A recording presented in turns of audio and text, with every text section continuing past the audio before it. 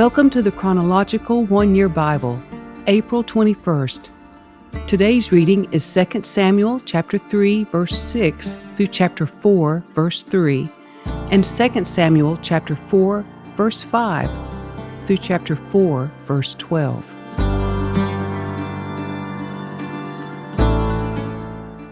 As the war between the house of Saul and the house of David went on, Abner became a powerful leader among those loyal to Saul. One day, Ishbosheth, Saul's son, accused Abner of sleeping with one of his father's concubines, a woman named Rizpah, daughter of Aiah. Abner was furious. "Am I some Judean dog to be kicked around like this?" he shouted. "After all I have done for your father Saul and his family and friends, by not handing you over to David, is this my reward, that you find fault with me about this woman? May God strike me and even kill me if I don't do everything I can to help David get what the Lord has promised him. I'm going to take Saul's kingdom and give it to David. I will establish the throne of David over Israel as well as Judah, all the way from Dan in the north to Beersheba in the south." Ishbosheth didn't dare say another word because he was afraid of what Abner might do. Then Abner sent messengers to David, saying, "Doesn't the entire land belong to you? Make a solemn pact with me, and I will help turn over all of Israel to you." "All right," David replied, "but I will not negotiate with you unless you bring back my wife Michal, Saul's daughter, when you come." David then sent this message to Ishbosheth, Saul's son, "Give me back my wife Michal, for I bought her with the lives of 100 Philistines." So Ishbosheth took Michal away from her husband Palti, son of Laish. Palti followed along behind her as far as Bahurim, weeping as he went. Then Abner told him, "Go back home." So Palti returned. Meanwhile, Abner had consulted with the elders of Israel. "For some time now," he told them, "you have wanted to make David your king. Now is the time, for the Lord has said, I have chosen David to save my people Israel from the hands of the Philistines and from all their other enemies." Abner also spoke with the men of Benjamin. Then he went to Hebron to tell David that all the people of Israel and Benjamin had agreed to support him. When Abner and 20 of his men came to Hebron, David entertained them with a great feast. Then Abner said to David, "Let me go and call an assembly of all Israel to support my lord the king. They will make a covenant with you to make you their king, and you will rule over everything your heart desires." So David sent Abner safely on his way. But just after David had sent Abner away in safety, Joab and some of David's troops returned from a raid, bringing much plunder with them. When Joab arrived, he was told that Abner had just been there visiting the king and had been sent away in safety.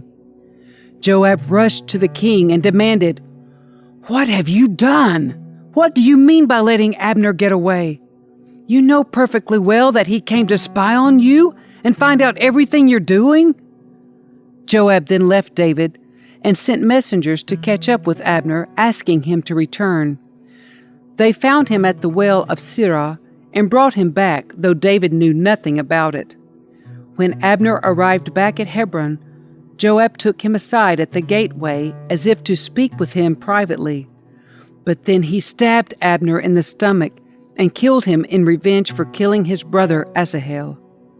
When David heard about it, he declared, "I vow by the Lord that I and my kingdom are forever innocent of this crime against Abner, son of Ner. Joab and his family are the guilty ones. May the family of Joab be cursed in every generation with a man who has open sores or leprosy, or who walks on crutches or dies by the sword or begs for food." So Joab and his brother Abishai killed Abner because Abner had killed their brother Asahel at the battle of Gibeon. Then David said to Joab and all those who were with him, "Tear your clothes and put on burlap. Mourn for Abner."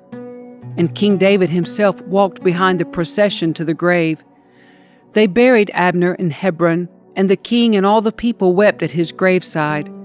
Then the king sang this funeral song for Abner. Should Abner have died as fools die? Your hands were not bound, your feet were not chained. No, you were murdered, the victim of a wicked plot. All the people wept again for Abner. David had refused to eat anything on the day of the funeral, and now everyone begged him to eat. But David had made a vow, saying, May God strike me and even kill me if I eat anything before sundown. This pleased the people very much. In fact, everything the king did pleased them.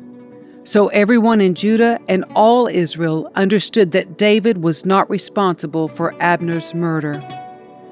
Then King David said to his officials, Don't you realize that a great commander has fallen today in Israel? And even though I am the anointed king, these two sons of Zeruiah, Joab and Abishai, are too strong for me to control. So may the Lord repay these evil men for their evil deeds. When Ishbosheth, Saul's son, heard about Abner's death at Hebron, he lost all courage, and all Israel became paralyzed with fear. Now there were two brothers, Baanai and Rechab, who were captains of Ishbosheth's raiding parties. They were sons of Rimmon, a member of the tribe of Benjamin who lived in Beeroth. The town of Beeroth is now part of Benjamin's territory because the original people of Beeroth fled to Gittim, where they still live as foreigners.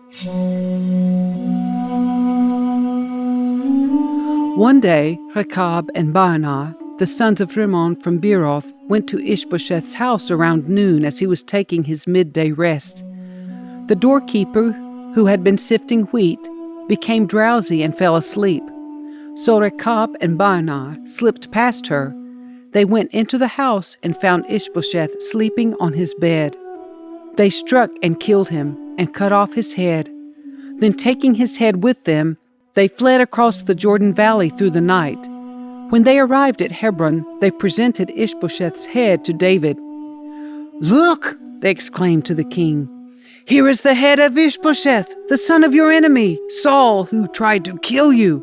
Today the Lord has given my lord the king revenge on Saul and his entire family.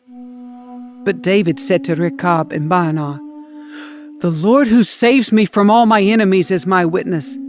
Someone once told me Saul is dead, thinking he was bringing me good news, but I seized him and killed him at Ziklag. That's the reward I gave him for his news. How much more should I reward evil men who've killed an innocent man in his own house and on his own bed? Shouldn't I hold you responsible for his blood and rid the earth of you? So David ordered his young men to kill them, and they did. They cut off their hands and feet and hung their bodies beside the pool in Hebron. Then they took Ishbosheth's head and buried it in Abner's tomb in Hebron.